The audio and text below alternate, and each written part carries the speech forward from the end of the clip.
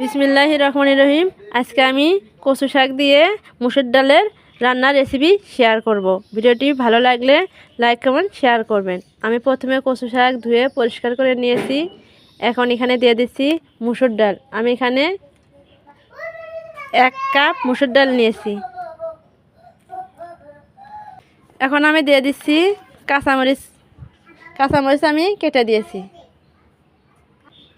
রসুন কুচি দিয়ে দিলাম, লবণ, হলুদ, ধনিয়ার গুঁড়া। এখন দিয়ে দিলাম পর্যাপ্ত পরিমাণ পানি।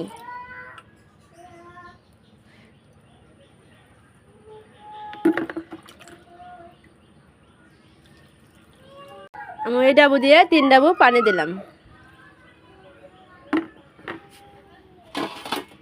দিয়ে এখন আমি এটা 20 মিনিটের মতন জাল করে নেব। ঢেকে দিলাম। 20 মিনিট পর আমি ঢাকনাটা উঠাইলাম। দেখেন কড়াই আর কচুটা ভালোভাবে সেদ্ধ হয়ে গেছে। আমি অফ ক্যামেরা 2-3 বার নাড়া দিয়েছিলাম। এখন আমি এই ডাবুটা দিয়ে কচুটার কড়াইটা ভালোভাবে ঘাটি নেব। আপনারা চাইলে ঘুটনি দিয়েও ঘাটতে পারেন। আমার কাছে ঘুটনি নাই বিদায় আমি এই ডাবু দিয়েই ঘাটতেছি।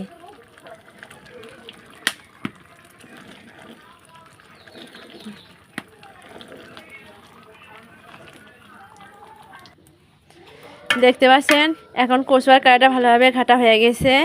এখন এটা আমি নেমে নেব।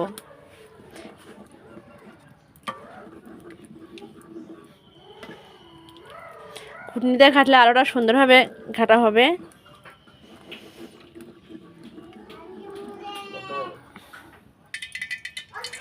কড়াইতে আমি তেল দিয়েছি। এখন দিয়ে দিলাম পেঁয়াজ কুচি,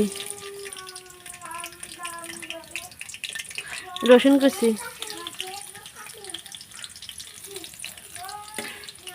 পেঁয়াজ আর রসুনটা আমি ভালোভাবে ভেজে নেব।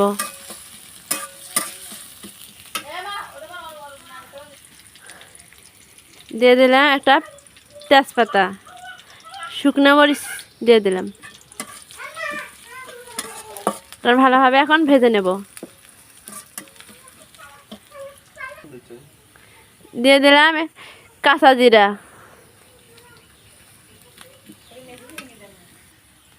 এখন দিয়ে দিলাম 5 ফোড়ন।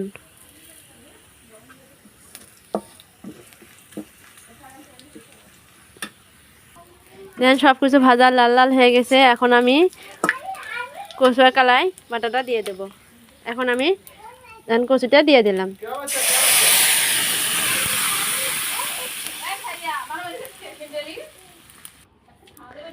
আজকের রেসিপি এখানে শেষ। দেখা হবে অন্য কোনো রেসিপিতে।